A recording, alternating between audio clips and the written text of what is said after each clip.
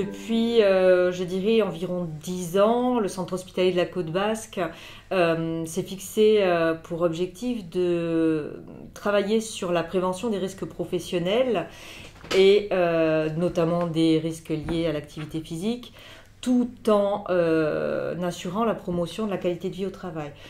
Cette volonté a rencontré la philosophie déployée par le service de médecine du sport et l'UTAPS qui se sont emparés de cette thématique-là dans le cadre de la journée mondiale de prévention des risques professionnels.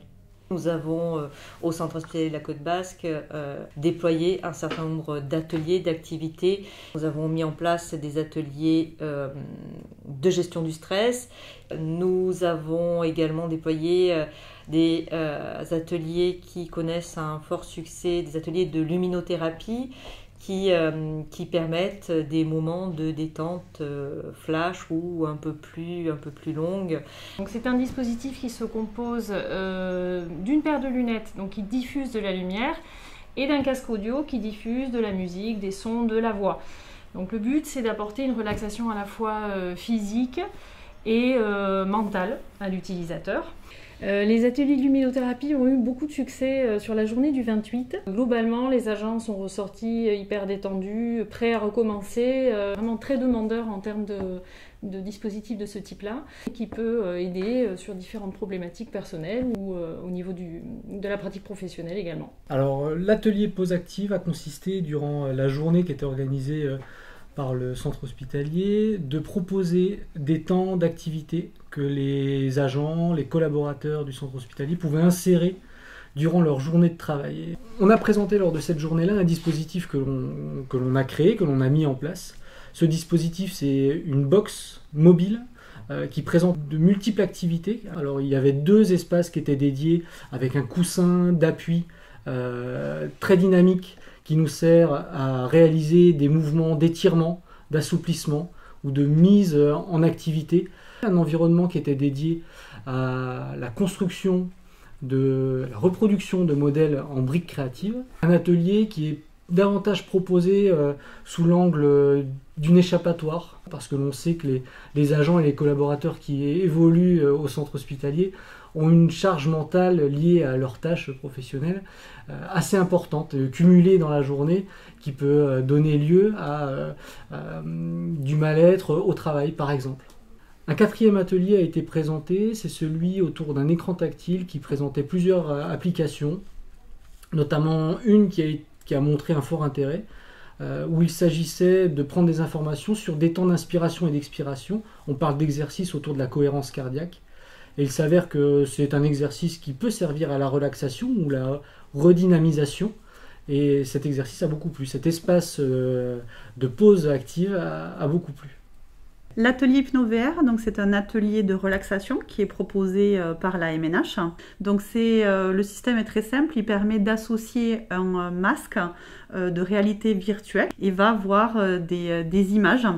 Donc il aura au préalablement choisi, puisqu'il y a différentes thématiques. Et dans ses oreilles, il y aura une musique, un son, qui est étudié en lien avec le processus de musicothérapie, pour vraiment amener la personne à se relaxer. Toutes les personnes ont répondu des choses très positives suite à cet atelier, avec un lâcher-prise rapide et important.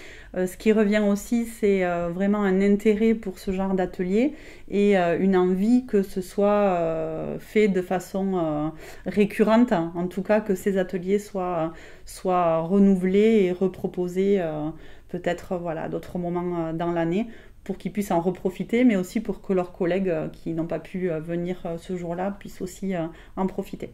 L'idée de l'atelier ergonomie poste de travail, c'était de montrer aux agents la bonne posture sur un poste fixe. Donc le service informatique, et notamment M. Rossignol, nous a prêté tout un tas de matériel avec clavier ergonomique, repose-bras, repose-coude, souris aussi verticale. Et quand on avait des agents qui sont venus, on les a incités à se positionner comme ils le feraient naturellement, eux, à leur poste de travail. Et donc après, donc ils se sont installés, et puis nous, après, on les a corrigés. Cet atelier, en fait, a été vraiment particulièrement apprécié parce qu'il y a des personnes qui ont fait l'effort de venir exprès pour cet atelier. Il y a des gens qui nous ont même photographié leur poste de travail en nous disant voilà, je sais que c'est pas bien, est-ce que vous auriez des solutions à me proposer, par exemple. Alors, cette journée a été organisée en fait pour répondre à l'appel de l'Organisation internationale du travail qui a fixé la journée du 28 avril 2022 comme journée mondiale de la sécurité et de la santé au travail. Dans notre dynamique en médecine du sport et dans notre implication au sein du pôle de santé publique, nous tentons de mettre en place des stratégies pour lutter contre les troubles musculo-squelettiques. Et cette journée, vu le thème, répondait parfaitement à notre idée et nos objectifs futurs. Vu la quantité d'ateliers proposés, nous avons des partenaires extérieurs à l'hôpital, avec notamment l'IUT technique de commercialisation de Tarbes, qui a permis d'organiser un jeu Flexaminator pour améliorer les connaissances sur les troubles musculo-squelettiques. Le partenaire l'UDES qui a permis une pause active en montrant son matériel innovant et son totem multi-activité. Madame Boivin, est employée notamment par le Centre de formation des professionnels de santé, qui a permis une activité détente et gestion du stress. Le partenaire Océania qui nous a mis à disposition des bons pour des journées gratuites, et puis une tombola avec des cadeaux et une ouverture sur un mois d'abonnement pour le grand gagnant. La MNH, évidemment, qui nous a proposé une activité de minothérapie et qui a également proposé une tombola avec des cadeaux plutôt féminins pour de la beauté et des soins massage. Vu le succès de cette journée, clairement, les agents sont demandeurs et il y aura d'autres journées organisées sur la thématique de santé au travail, ça c'est certain. Et puis donc pour améliorer la qualité de vie au travail, la salle de sport du personnel va probablement voir le jour prochainement. Avec un équipement fourni via le fonds de dotation de l'hôpital et un encadrement probablement par les agents hospitaliers selon des conditions tarifaires.